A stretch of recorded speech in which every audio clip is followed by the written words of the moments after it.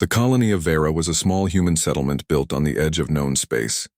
It was not a grand city, nor a place of fame, but a working community where miners, engineers, and families tried to make a life far from Earth. The sky of Vera was pale and the ground was dry rock, but the people had made it their home. They had shelters of metal and stone, greenhouses with plants from Earth, and machines that dug deep into the soil for rare minerals.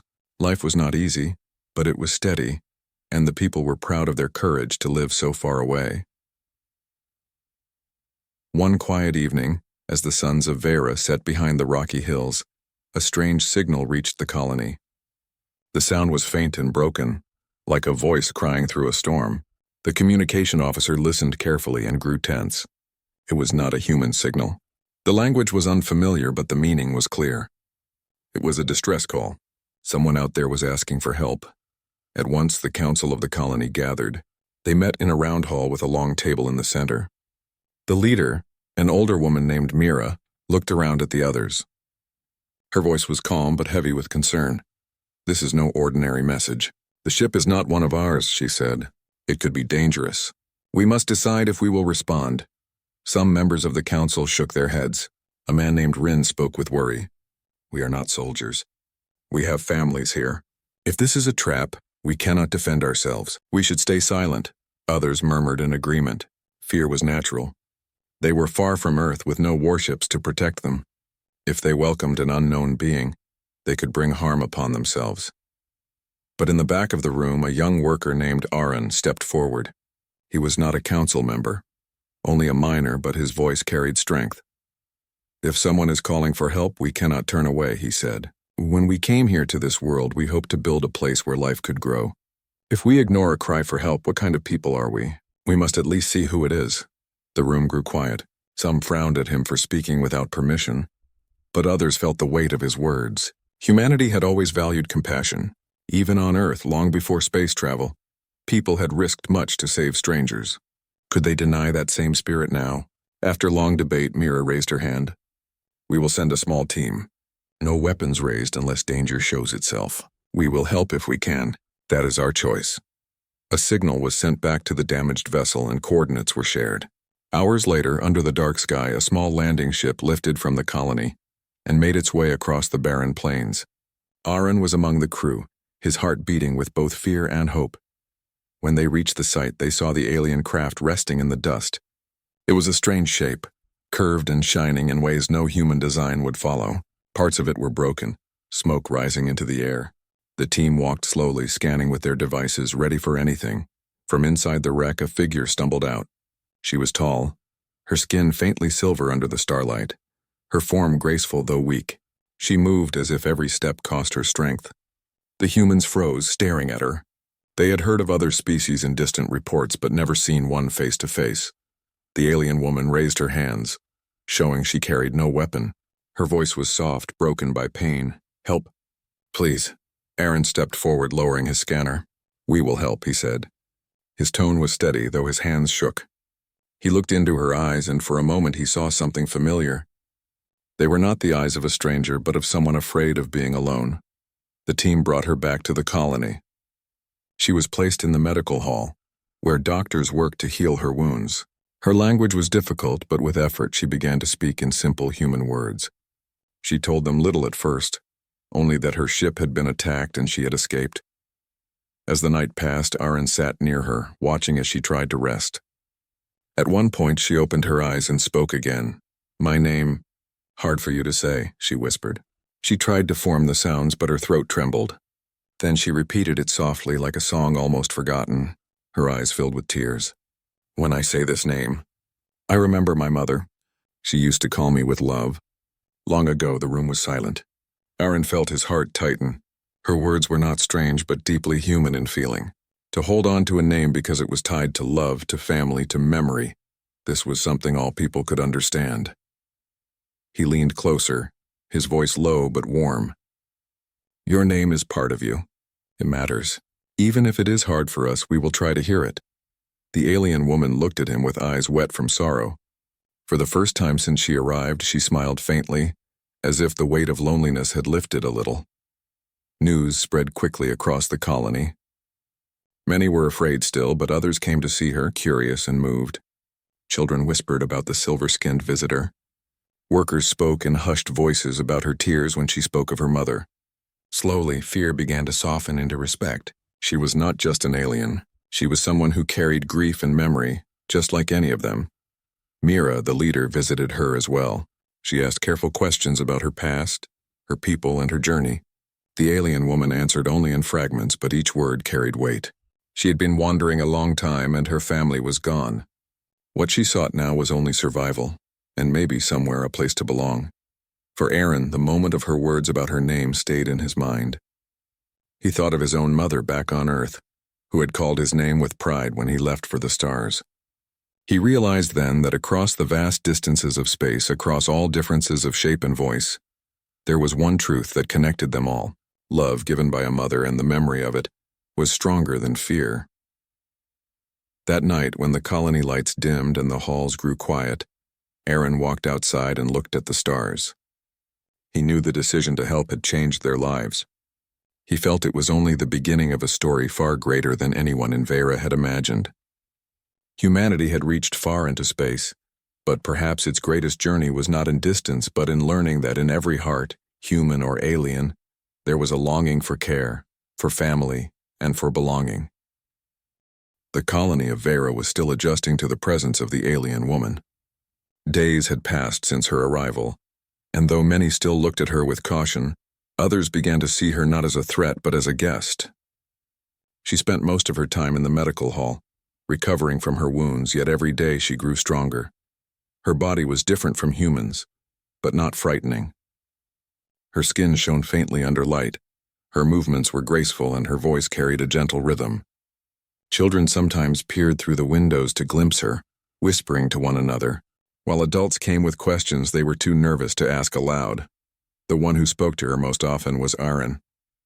He worked long hours in the mines, yet every evening he came to the hall to sit with her. At first, their conversations were slow and simple. Her words in human language were broken, but with each passing day she learned more. Aaron listened with patience, never rushing her, and she trusted him more than the others. One evening, while the colony lights glowed soft and the air outside grew cold, Aaron asked gently, "What happened to your ship?" The woman looked down, her eyes reflecting both sorrow and memory. For a while she did not answer. Then she placed her hand on her chest as if to steady herself and spoke in a low voice. "My ship was hunted," she said. "Enemies came. Long ago my people fought with them. War spread across stars. Many of us lost everything. I ran, I wandered. My ship became my home, but it was broken again and again. Last time I almost died." Her voice trembled, but she continued. "My family was gone. My mother was gone. Only her voice remains in my memory when she called my name. That is why I say it again and again. It is the only piece of her I can keep." Aaron listened in silence. He could see the pain in her face, the way she clung to her name like a fragile treasure. It reminded him of his own life. When he left Earth, his mother had hugged him and said his name with pride.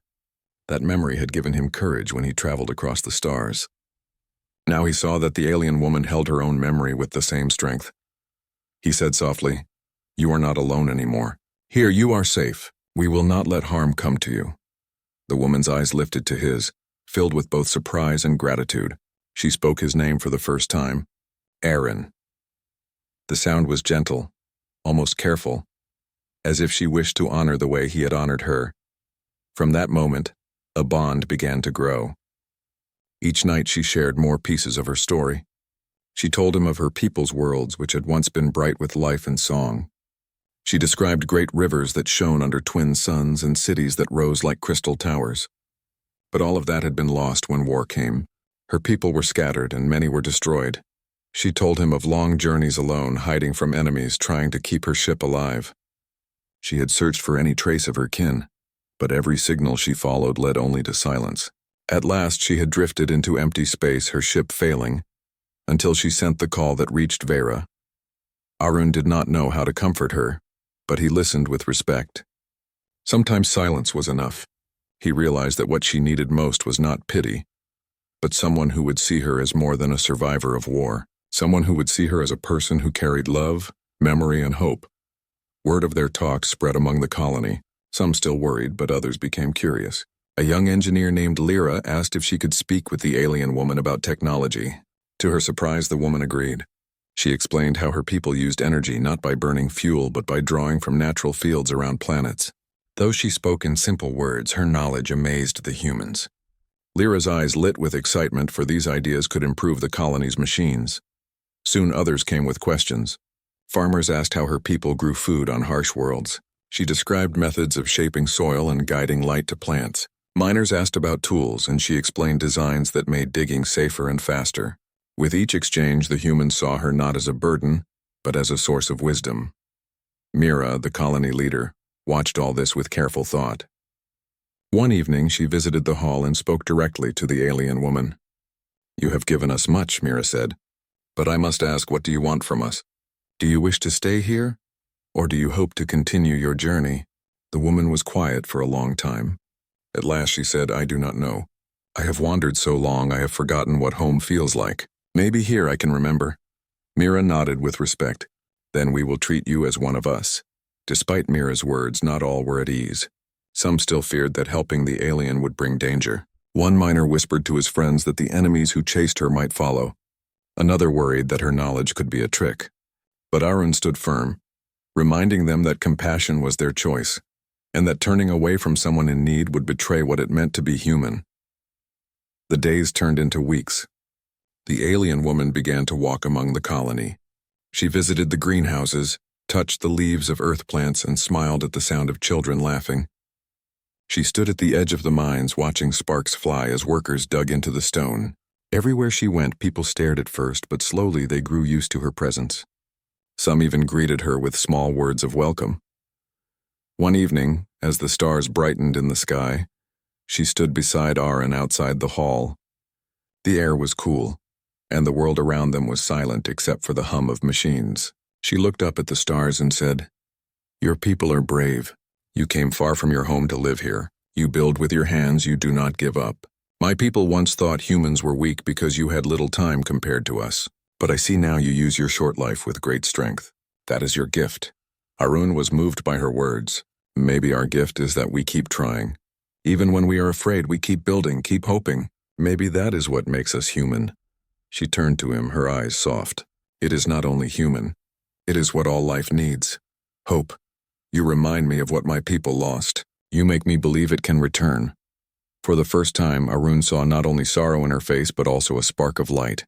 He realized then that she was no longer only a survivor telling her story. She was beginning to heal. And as she healed, the colony changed too. The people learned from her knowledge, but more than that, they learned from her spirit. She reminded them that even in the cold silence of space, there were bonds stronger than fear. What began as a single voice crying through the void had now become the seed of trust between two very different lives. The humans had offered help, and in return they had gained not only wisdom but also a reflection of themselves. Aaron knew this was only the beginning. The galaxy was vast and dangers still waited beyond the stars. But for now, in this fragile moment, humanity and the alien woman had found a bridge between their worlds. A bridge built not by power but by compassion and memory. And it all grew from the simple truth she had shared, that a name, spoken with love, could carry hope across the emptiness of the stars. Life in the colony of Vera slowly found a new rhythm. The alien woman, once a stranger, now walked freely among the people. She had learned more of their language, and though her words were still broken at times, her meaning was clear. The children had stopped whispering from a distance and now greeted her with shy smiles. Workers asked her for advice on machines, and farmers thanked her for teaching them ways to protect their crops. For many, she had become a part of daily life. Yet beneath this growing bond, shadows of fear remained. Some colonists still whispered in private that danger would follow her. They asked each other what enemies had driven her here. They wondered if those enemies would come to claim her. One evening, their fears came true. The night sky above Vera was dark and quiet, the stars glittering like tiny fires. The colony was preparing for rest when alarms echoed through the halls. Red lights flashed and voices shouted across the radios. An object had entered the system. It was not a trading ship or a mining craft. It was a warship. In the control tower, Mira stood with her officers, her face set in grim lines. The screens showed the approaching vessel, sharp edges, heavy armor, and a clear signal of power. It was moving directly toward the colony. "They are broadcasting," said the communication officer. His voice shook slightly. "They demand we respond." "Open the channel," Mira ordered. The screen flickered and the image of a figure appeared. The face was not human. The skin was dark and rough, the eyes narrow and filled with hostility. The voice was cold and sharp. "You hold one of ours," the figure said. "She is a fugitive. She belongs to us. You will hand her over or your colony will burn." Silence filled the room. The officers exchanged uneasy glances.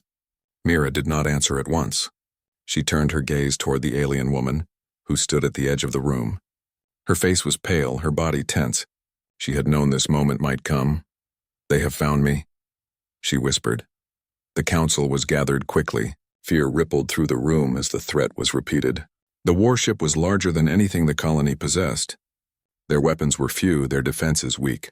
Some voices rose in panic. "We cannot fight them," said Rin, the miner who had once spoken against helping her. "If we resist, we will all be destroyed. We must give her to them. It is the only way to save our families." Others murmured in agreement.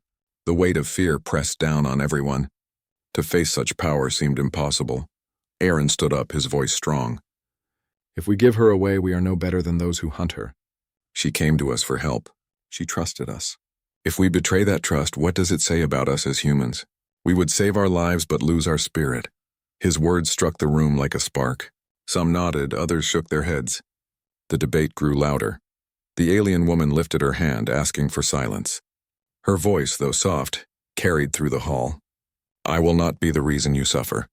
If they want me, I will go. You gave me kindness. I will not repay it with your death." Aaron turned to her quickly. "No, that is not the answer. You do not belong to them. You do not belong to anyone. You deserve freedom." She looked at him with sorrow. "But if I stay, you will pay the price." Mira raised her voice, steady and firm. "Enough, we must decide as one." She paused, then looked at each person in turn. "This is not only about survival. It is about what kind of people we are. If we surrender her, we may live, but we will carry that shame forever. If we stand with her, we risk much, but we hold true to who we are." The room was silent. Finally, Mira spoke again. "We will not give her up." Gasps spread among the colonists. Some cried out in protest, but others stood straighter, their eyes filled with determination. The decision was made. The alien woman's eyes glistened with tears. She bowed her head. "You choose to risk everything for me." "I do not deserve this," Aaron stepped closer. "You do, because you are more than a fugitive. You are someone who has lost family, someone who remembers love, someone who seeks hope. That is worth fighting for." At that moment, the bond between them deepened. She reached out and touched his arm lightly, as if to anchor herself to his strength. "Then I will not run. I will stand with you." Preparations began at once. The warship was still in orbit, giving them little time. The colony's defenses were old and weak, but the people came together to prepare. Engineers worked through the night to power the shields. Miners fashioned tools into weapons. Farmers carried supplies to the fighters. Every person, young and old, gave what they could. The alien woman offered her knowledge freely. She showed them how to adjust their shields to absorb more energy, how to link their small defense turrets into one system for greater strength. Her ship, though broken, still had fragments of technology. With her guidance, they used its systems to create a barrier around the colony. Aaron worked beside her, his hands dirty with grease and metal, his face tired but determined. He watched her as she explained, her voice steady despite the fear in her eyes. He realized she was no longer a guest but a part of them. She was fighting for their survival as much as her own. When the warship's next message came, Mira answered firmly, "We will not surrender her. If you attack, know that you face not one but all of us." The enemy's reply was cold. "Then you will die with her." The countdown began. Night fell heavy on Vera. The colony was quiet, but tension filled every corner.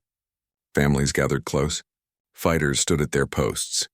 The alien woman walked among them, speaking words of courage in her broken human tongue. Some listened with awe, realizing that her strength came not from weapons but from her spirit. At the defense line, Aaron stood with her. The sky above shimmered as the enemy ship moved closer. He glanced at her and asked, "Are you ready?" She nodded, her eyes fixed on the stars. "I am ready. Whatever comes, I will not run again. The first strike shook the ground. Lights flickered, alarms blared, and the people of Vera braced themselves for the battle that would decide their future.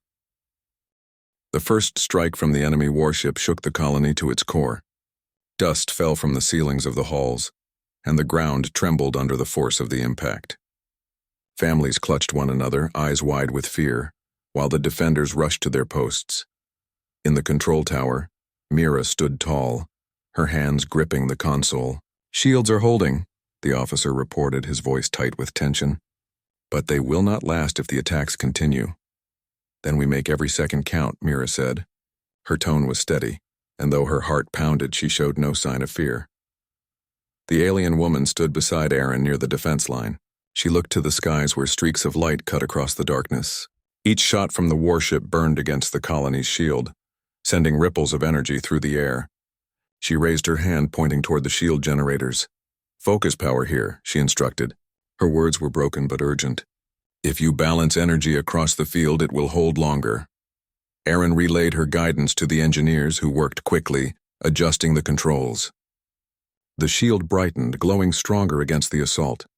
For the first time, the defenders saw that they could endure. The warship shifted, preparing a heavier strike. "They will not stop," the alien woman said. "They want me, and they will not rest until they destroy everything."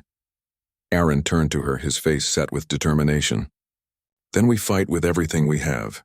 Not for you alone, but for all of us. We are one now." Her eyes softened. She had wandered alone for so long, but in his words she felt the strength of unity. For the first time in years, she did not feel abandoned. She felt part of something greater. The colonists fought not with advanced weapons, but with courage and cleverness. Miners used drills and heavy machines to create barricades. Farmers carried fuel tanks that were reshaped into makeshift explosives. Engineers rewired old machines into defense turrets. Every person had a role, and no one stood idle. The enemy ship sent smaller crafts down toward the surface. They streaked through the sky like fire, landing near the outskirts of the colony. Enemy soldiers poured out, their weapons glowing with energy. The colonists braced themselves. Aaron grabbed his tool, a mining cutter reshaped into a weapon. He stood beside the alien woman, who carried a salvaged staff from her ship. Together they faced the approaching enemy. The first clash was fierce. The enemies were trained warriors, their weapons sharp and deadly. But the colonists fought with the will to protect their families, their homes, and their hope. They knew retreat was not an option. The sound of battle filled the air, echoing across the rocky plains. The alien woman moved with grace, her staff striking with precision. She was weakened by her past wounds, yet her spirit burned bright. Aaron fought at her side, using strength and quick thinking. At one moment, when an enemy aimed at her, Aaron pushed her aside and took the blow on his shield. The impact knocked him down, but he rose again, his resolve unbroken. She looked at him with surprise and gratitude. "You saved me," she whispered. "You are worth saving," he answered, his breath heavy. Their bond, forged through trust and shared struggle, gave them strength. Around them, the colonists fought with the same spirit. They were not soldiers, but they refused to give up. Their courage was greater than fear. The enemy pressed harder, but the colonists used the land to their advantage. They led their foes into narrow paths where numbers mattered less. They used mining tunnels to strike from behind. They carried the fight not only with weapons, but with unity. In the control tower, Mira directed the defense with calm focus. She moved between officers, giving orders with clear precision. "Hold the shield. Support the south barricade. Reinforce the tunnel defense." Her leadership kept the colony steady even in the face of chaos. Hours passed, and the battle raged on. The shield flickered, weakening under the constant strikes. The alien woman worked with engineers to strengthen it again, guiding them with knowledge from her people. She poured all her strength into helping, even as exhaustion weighed on her. At one critical moment, the enemy warship prepared a massive strike aimed directly at the colony's heart. The energy built up, glowing brighter than the stars. If it hit, everything would end. The alien woman rushed to her ship's remains, where fragments of old systems still functioned. She activated what little was left, channeling power into the colony's shield. The effort drained her, her body trembling under the strain, but she held on. The strike hit. The ground shook, light blazed, and the shield nearly shattered. But it held. The colony survived. The people cheered, their voices rising above the noise of battle. For a moment, hope burned brighter than fear. Yet the enemy was not finished. More soldiers advanced, more fire rained from the sky. The colonists knew the fight was not over, but their spirit had changed. They had seen that together, they could endure even the strongest blow. Arun stood among his people, his face streaked with dust and sweat, his eyes fixed on the enemy. He raised his weapon high and shouted, "We stand together. This is our home. We will not fall." The colonists answered with one voice. Their cry filled the air, shaking the hearts of even the enemy. They were no longer miners, farmers, or workers. They were defenders of their home, united as one. The alien woman stood beside Arun, her staff glowing faintly. She looked at the people of Vera and felt something she had thought lost forever. She felt belonging. She felt hope. "This is humanity's strength," she said quietly to Arun. "Not weapons, not power, but heart. You fight not only for life, but for each other. This is what makes you strong," Aaron met her gaze, "and you are part of us now." The night of battle stretched long, but the colony did not fall. Each attack was met with courage, each loss answered with greater resolve. By dawn, the enemy began to falter. Their warship pulled back slightly, its attacks less certain.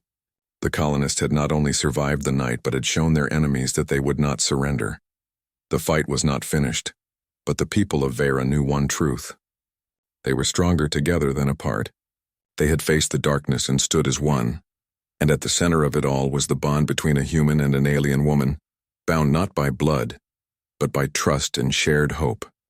The first light of dawn stretched across the horizon of Vera. The sky was painted with shades of gold and pale blue, but the land below carried scars of battle. Smoke rose from broken machines, the ground was marked by fire, and the colony walls bore signs of the long night. Yet the people stood alive, tired but unbroken. Aaron walked through the colony grounds, his steps heavy with exhaustion. Around him, men and women worked to repair what was damaged. Children carried water to the wounded, while the elders prepared food for those who had fought. It was not silence that filled the air, but a steady rhythm of life. The alien woman walked beside him, her staff leaning against her shoulder. Though her body was weak from the power she had used to protect the colony, her eyes were bright with determination. She looked at the people working together and felt something rise in her heart. "They fight for each other," she said softly. "Even after the storm, they choose to build." Aaron nodded. "That is how we survive. Alone we fall, together we rise." Mira joined them, carrying a data pad filled with reports. Her uniform was torn, but her voice was firm. "The enemy ship has not left," she said.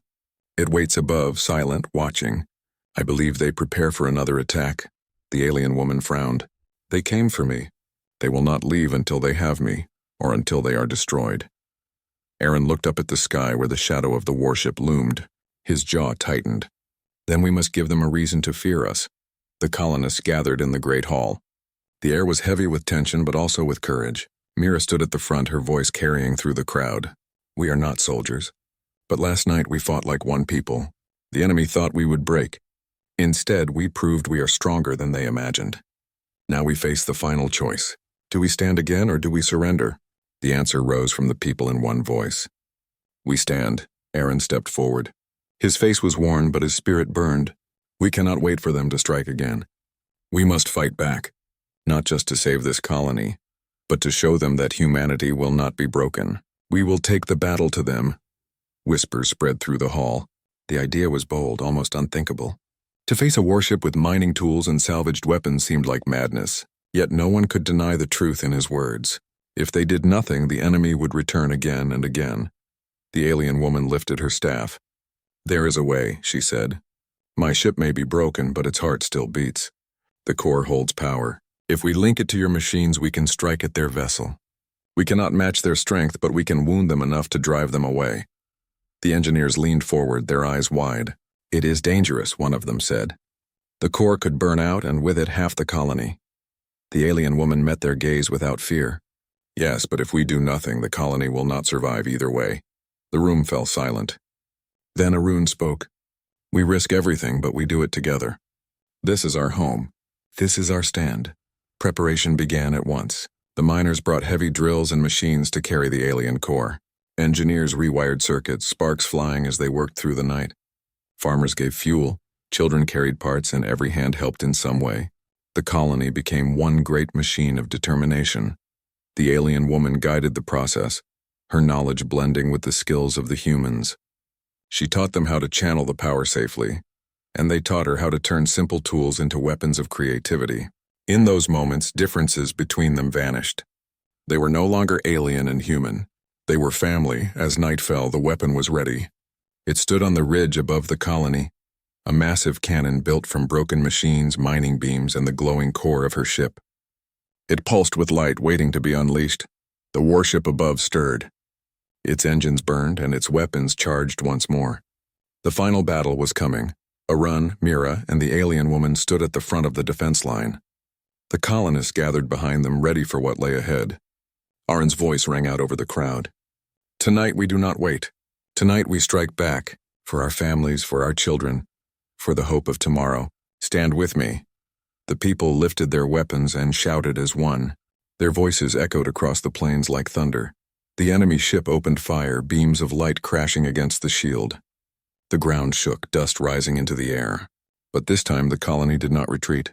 The great cannon turned upward, glowing brighter, and with a command from the alien woman it fired. The beam shot through the sky, a blazing stream of energy that tore through the darkness.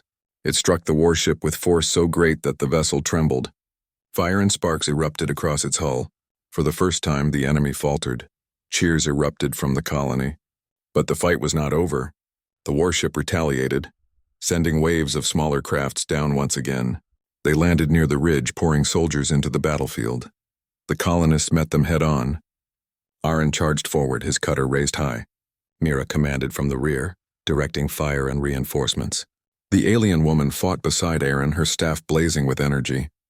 Together they cut through the enemy line, their bond unbreakable. The battle raged across the plains. Sparks lit the night. Screams echoed, and the ground was torn apart by fire and steel. But the colonists did not yield.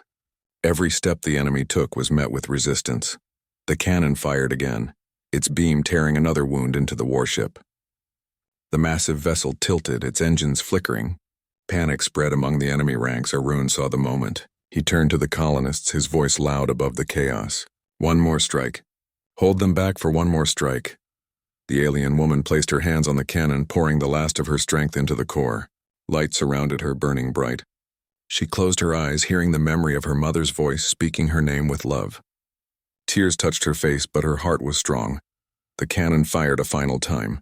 The beam ripped through the warship's center. For a moment, the sky turned white with light. Then the ship cracked apart, fire bursting from within.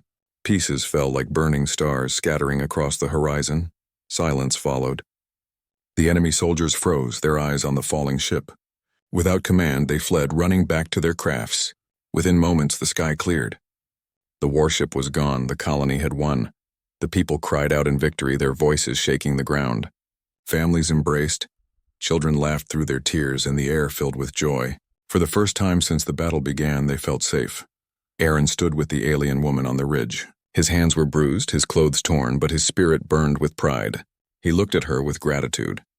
"We could not have done this without you." She shook her head gently. "No, you did this. You showed me what it means to stand together.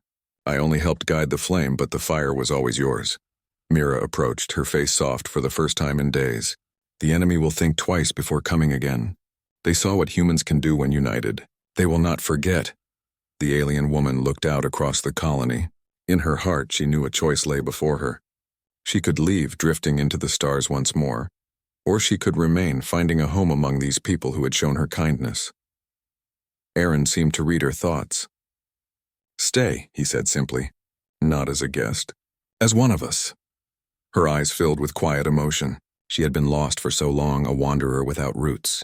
But here she had found something more powerful than any weapon or starship. She had found belonging. "I will stay," she whispered. "This is where I belong." The people of Vera celebrated through the night. Fires burned bright. Songs filled the air and laughter echoed among the hills. It was not only a victory over an enemy, but the birth of a new beginning. In the days that followed, the colony rebuilt with renewed spirit. The scars of battle remained, but they became symbols of courage. Children played near the repaired walls. Farmers planted new seeds, and engineers studied the alien technology with hope for a brighter future. The alien woman worked beside them, teaching, learning, and living. She was no longer alone. She was part of a family, part of a people who had shown her the strength of unity. Aaron often walked with her in the evenings, watching the sun set over the plains. They spoke of the past, of battles and loss, but also of dreams. And always they spoke of tomorrow, for tomorrow was theirs. The war had tested them, but it had also shaped them. Humanity had stood against the darkness and proved its strength. Not by power, not by fear, but by heart. And so, under the golden sky of Vera, the colony began its new chapter. Together, human and alien, hand in hand, they looked to the stars not with fear, but with hope. The future had arrived, and it was bright.